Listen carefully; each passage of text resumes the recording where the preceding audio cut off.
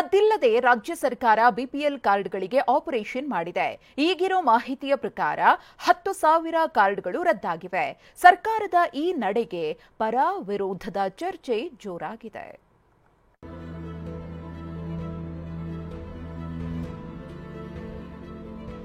BPL card ಕಂಡವರು BPL card ಇಟ್ಕೊಂಡು ಸರ್ಕಾರದ ಯೋಜನೆಗಳನ್ನ ಪಡೆದುಕೊಳ್ಳುತ್ತಿದ್ದಾರೆ. ಹೀಗಾಗಿ ಕೆಲ ಮಾನದಂಡಗಳನ್ನ ಇಟ್ಕೊಂಡು ರಾಜ್ಯ ಸರ್ಕಾರ 10,000 ಬಿಪಿಎಲ್ ಕಾರ್ಡ್ಗಳಿಗೆ ಸಿಗ್ತಿದ್ದ ಸವಲತ್ತುಗಳನ್ನ ರದ್ದು ಮಾಡಿದೆ. ಎಪಿಎಲ್ ಕಾರ್ಡ್ಗೆ ಶಿಫ್ಟ್ ಮಾಡಿದೆ. ಈ ಕುರಿತು ರಾಜ್ಯ ರಾಜಕೀಯದಲ್ಲಿ ಪರ ವಿರೋಧದ ಚರ್ಚೆ ಶುರುವಾಗಿದೆ. ಬಿಪಿಎಲ್ ಕಾರ್ಡ್ ರದ್ದು ಮಾಡಿದ್ದು ಕಾಂಗ್ರೆಸ್ನ 6ನೇ ಗ್ಯಾರಂಟಿ. ಸರ್ಕಾರದ ನಡೆಗೆ ವಿಪಕ್ಷ ನಾಯಕ ಆರ್ ಅಶೋಕ್ ಟೀಕೆ.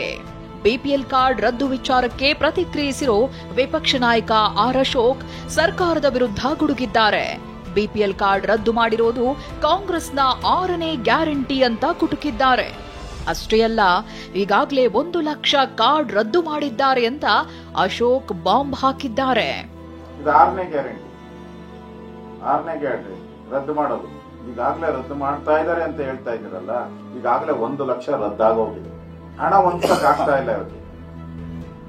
ಈ ಗ್ಯಾರಂಟಿಗಳಿಗೆ ಹಣ ಹೊಂದಕ್ಕಾಗಿಲ್ಲ. ಅದನ್ನ ಹೇಳ್ತಾ ಇದಾರಲ್ಲ, ಖರ್ಗೆ ಅವರೇ ಹೇಳಿದಾರಲ್ಲ, ರೋಡ್ಗೆ ಒಂದು ಇಡೀ ಮಣ್ಣಾಕಕ್ಕೂ ಆಗಲ್ಲ ಅಂತ ಯೋಚನೆ ಮಾಡಿ ಅಂತ ಹೇಳಿದ್ದಾರೆ.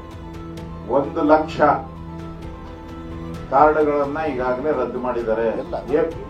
ಬಿಪಿಎಲ್ ಇಂದ ಅದನ್ನ ಎಪಿಎಲ್ ಗೆ. ಇನ್ನು ಕಾರ್ಡ್ಗಳನ್ನ ರದ್ದು ಮಾಡುತ್ತಿರೋ ವಿಚಾರದ ಬಗ್ಗೆ ಆಹಾರ ಸಚಿವ ಮುನಿಯಪ್ಪ ಬಳಿ ಮಾತನಾಡುವುದಾಗಿ ಕೇಂದ್ರ ಸಚಿವ ಪ್ರಹ್ಲಾದ್ ಜೋಶಿ ಹೇಳಿದ್ದಾರೆ. ಪ್ಲಾನಿಂಗ್ ಇಲ್ಲದೆ ಗ್ಯಾರಂಟಿ ಕೊಟ್ಟಿದ್ದೆ ಇದಕ್ಕೆಲ್ಲ ಕಾರಣ ಎಂಬರ್ಥದಲ್ಲಿ ಸಿದ್ದು ಸರ್ಕಾರಕ್ಕೆ ತಿವಿದಿದ್ದಾರೆ. ಭಾರತ ಸರ್ಕಾರ ದೊಡ್ಡ ಪ್ರಮಾಣದಲ್ಲಿ ಸಬ್ಸಿಡಿಯನ್ನು ಕೊಡ್ತಾ ಇದೆ. ರಾಜ್ಯ ಸರ್ಕಾರ ಅಚಾನಕ್ ಆಗಿ ಈ ರೀತಿ ಕಾರ್ಡ್ಗಳನ್ನ ಯಾಕೆ ಕಡಿತ ಮಾಡ್ತಾ ಇದೆ ಅನ್ನೋದು ನನಗೆ ಗೊತ್ತಿಲ್ಲ. ನಾನೀಗ ಮುನಿಯಪ್ಪನವ್ರಿಗೆ ಮಾತಾಡ್ತೀನಿ, ಏನೋ ಅದು ಅವ್ರ ಸೆಕ್ರೆಟರಿಗೂ ಮಾತಾಡ್ತೀನಿ. ಮೇಲ್ನೋಟಕ್ಕೆ ಅನ್ನಿಸ್ತಾ ಇರೋದೇನು ಅಂತಂದ್ರೆ, ಇವ್ರಿಗೇನು ಯಾವುದೇ ರೀತಿ ಪ್ಲಾನಿಂಗ್ ಇರಲಾರ್ದೆ ಇವರು ಗ್ಯಾರಂಟಿ ಅನೌನ್ಸ್ಮೆಂಟ್ ಮಾಡಿದ್ದಾರೆ. ಅದು ಕೊಡೋಕ್ಕೂ ಆಗ್ತಾಯಿಲ್ಲ, ಬಿಡೋಕ್ಕೂ ಆಗ್ತಾಯಿಲ್ಲ. ಯಾಕಂದ್ರೆ ಮಾತಾಡಿದರೆ ನುಡಿದಂತೆ ನಡೆದಿದ್ದೇವೆ ಅಂತಾರೆ. ನುಡಿದಂತೆ ನಡೆದಿದ್ದೇವೆ ಅಂತ ಹೇಳಿ ಭಾಷಣ ಶುರು ಇರ್ತದೆ. 11 ಲಕ್ಷ ಕುಟುಂಬದ ಮೇಲೆ ಪರಿಣಾಮ ಎಂದ ಎಚ್ಡಿಕೆ. ಇನ್ನು ಎಚ್ಡಿಕೆ ಸಹ ಈ ಕುರಿತು ಮಾತನಾಡಿದ್ದಾರೆ. ಗ್ಯಾರಂಟಿಯಿಂದ ಆಗ್ತಿರೋ ಹೊರೆ ತಪ್ಪಿಸಲು ಸಬೂಬು ಹೇಳ್ತಿದ್ದಾರೆಂದ ಕುಮಾರಸ್ವಾಮಿ 11 ಲಕ್ಷ ಕುಟುಂಬದ ಮೇಲೆ ಪರಿಣಾಮವಾಗುತ್ತೆ, ಇದು ಅರಿವಿದೆಯಾ ಅಂತ ಪ್ರಶ್ನಿಸಿದ್ದಾರೆ. ಇವತ್ತು ಬಿಪಿಎಲ್ ನಿಂದ ಎಪಿಎಲ್ ಗೆ ಕನ್ವರ್ಟ್ ಮಾಡೋದ್ರಿಂದ 11 ಲಕ್ಷ ಕುಟುಂಬದ ಮೇಲೆ ಆಗ್ತಕ್ಕಂಥ ಪರಿಣಾಮಗಳು, ಇದ್ರ ಬಗ್ಗೆ ಏನಾದ್ರು ಯೋಚನೆ ಮಾಡಿದ್ದೀರಾ? ಆಹಾರ ಸಚಿವರು ಹೇಳ್ತಾರೆ ಎಪಿಎಲ್ ನಲ್ಲೂ ನಾವು ಅವರಿಗೆ ಅಕ್ಕಿ ಕೊಡ್ತಕ್ಕಂಥ ಕಾರ್ಯಕ್ರಮ ಇಟ್ಕೊಂಡಿದ್ದೇವೆ ಅಂತ ದುಡ್ಡು ಕೊಡ್ಬೇಕಲ್ಲ, ದುಡ್ಡು ಕಟ್ಟಬೇಕಲ್ಲ ಅದಕ್ಕೆ ಎಪಿಎಲ್ ಕಾರ್ಡ್ನವರಿಗೆ. ಅದಷ್ಟೇ ಅಲ್ಲ, ಹಲವಾರು ಬಿಪಿಎಲ್ ಕಾರ್ಡ್ ನಲ್ಲಿ ಬೆನಿಫಿಟ್ಗಳಿದೆ. ಆ ಬೆನಿಫಿಟ್ ಗಳನ್ನ ನೀವು ತೆಗೆದುಹಾಕೋದ್ರಿಂದ ಆ ಕುಟುಂಬದ ಮೇಲೆ ಹೊರೆ ಎಷ್ಟಾಗಬಹುದು? ಯಾಕೆಂದ್ರೆ ಇಲ್ಲಿ ಸರ್ಕಾರ ಅವರು ಕೊಟ್ಟಿರ್ತಕ್ಕಂಥ ಮಾತನ್ನ ಉಳಿಸ್ಕೊಳ್ಳಿಕ್ಕೆ ಹಲವಾರು ರೀತಿಯ ಸರ್ಕಾರದ ಮೇಲೆ ಹೊರೆ ಏರ್ಬಿಡ್ತಾ ಇದೆ. ಅದಕ್ಕೆ ಕೆಲವು ಸಬೂಬುಗಳನ್ನ ಹೇಳಿ ಎಷ್ಟು ಅದನ್ನು ಕಡಿತಗೊಳಿಸಲಿಕ್ಕೆ ಪ್ರಯತ್ನ ಪಡ್ತಾ ಇದ್ದಾರೆ. ಆದ್ರೆ ಸಂಸದ ಬಿವೈ ರಾಘವೇಂದ್ರ ಸರ್ಕಾರದ ನಡೆಯನ್ನ ಸ್ವಾಗತಿಸಿದ್ದಾರೆ. ಬಿಪಿಎಲ್ ಕಾರ್ಡ್ಗಳಿಗೆ ಮಾನದಂಡ ಇರಬೇಕು, ಈ ವಿಚಾರ ಸರಿ ಇದೆ. ಈಗ ಒಂದು ಬಿಪಿಎಲ್ ಬೇಕಾದಂತ ಒಂದು ಏನೇನು ಮಾನದಂಡ ಏನಿದೆ ಆ ಚೌಕಟ್ಟಲ್ಲಿ ಅನಿವಾರ್ಯ ಆಗುತ್ತೆ. ಇಡೀ ದೇಶಕ್ಕೆ ಇದು ಮಾಡಬೇಕಾಗತ್ತೆ.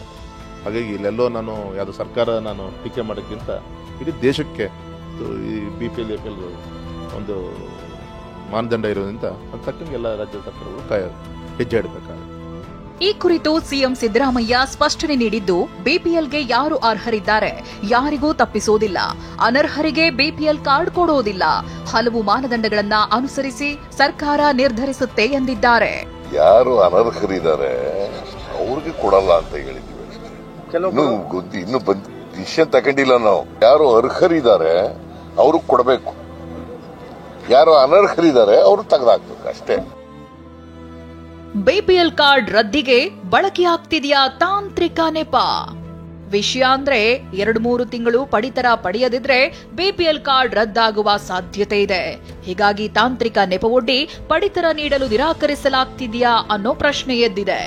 ಯಾಕಂದ್ರೆ ಹಾಸನದ ರತ್ನ ಮತ್ತು ಗೌರಮ್ಮ ಅನ್ನೋರಿಗೆ ಬಯೋಮ್ಯಾಟ್ರಿಕ್ ನೆಪ ಹೇಳಿ ಅಕ್ಕಿ ನೀಡಲು ನಿರಾಕರಿಸಲಾಗ್ತಿದೆಯಂತೆ. ಹೀಗಾಗಿ ಮಹಿಳೆಯರು ಆತಂಕಕ್ಕೊಳಗಾಗಿದ್ದಾರೆ. ಹೋಗಿ ಅಪ್ಡೇಟ್ ಬರಲ್ಲ, ಅಲ್ಲಿಗೋಗಿ ಬರ್ಸ್ಕೊಂಬರ್ರಿ, ಇಲ್ಗೋಗಿ ಅಂತಾರೆ. ಎಲ್ಲಿಗೋದ್ರು ಬರ್ದು ಕೊಟ್ಟಿಲ್ಲ, ಅಕ್ಕಿನೂ ಕೊಟ್ಟಿಲ್ಲ 2 ತಿಂಗಳಿಂದ. ನಾವ್ ಯಾತ್ರೆಗೆ ಜೀವನ ಮಾಡೋದು? ವಯಸ್ಸಾದವ್ರು ಮಂಡಿ ನೋವು ದುಡ್ಕೊಂಡ್ ತಿನ್ನೋದು ಯಾತ್ರೆಗೆ. ಇತ್ತಾರ ಬೇಕಾದಂಗೆ ಇತ್ತಾರ್ಗೆಲ್ಲ ಅಕ್ಕಿ 2 ತಿಂಗಳಿಂದ ಕೊಟ್ಟಿಲ್ಲ. ಆಮೇಲೆ ಬೇಕಾದಂಗೆ ಇತ್ತಾರ್ಗೆಲ್ಲ ಕೊಡ್ತಾರೆ, ನಮ್ಮಂತವ್ರಿಗೆ ಹಿಂಗ್ ಮಾಡ್ತಾರೆ. ಬೆಳೆ ಬರಲ್ಲ. ಅಷ್ಟಕ್ಕೂ ಬಿಪಿಎಲ್ ಕಾರ್ಡ್ಗಳು ಯಾರ್ಯಾರಿಗೆ ಸಿಗಲ್ಲ, ಕಾರ್ಡ್ ಕ್ಯಾನ್ಸಲ್ಗೆ ಕಾರಣವೇನು ಅನ್ನೋದನ್ನೇ ನೋಡೋದಾದ್ರೆ,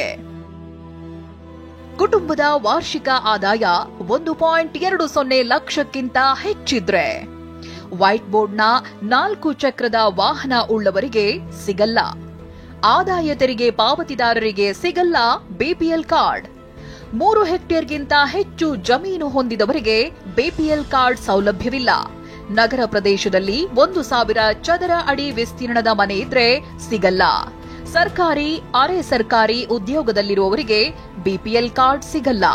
ಬಿಪಿಎಲ್ ಪರಿಷ್ಕರಣೆ ಮಾಡ್ತಿರೋದಕ್ಕೆ ಹಲವರು ಸ್ವಾಗತಿಸಿದ್ದಾರೆ. ಆದರೆ ಗ್ಯಾರಂಟಿ ಜಾರಿ ಬಳಿಕ ಪರಿಷ್ಕರಣೆ ಮಾಡ್ತಿರೋದು ಹಲವು ಅನುಮಾನಕ್ಕೆ ಕಾರಣವಾಗ್ತಿದೆ. ಗ್ಯಾರಂಟಿ ಹೊರೆ ತಗ್ಗಿಸಲೆಂದೇ ಬಿಪಿಎಲ್ ಕಾರ್ಡ್ ಪರಿಷ್ಕರಣೆ ಮಾಡಲಾಗ್ತಿದೆಯಾ ಅನ್ನೋ ಪ್ರಶ್ನೆ ಎದ್ದಿದೆ.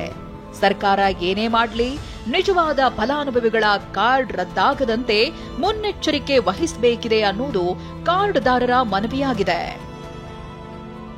Bureau report, TV9.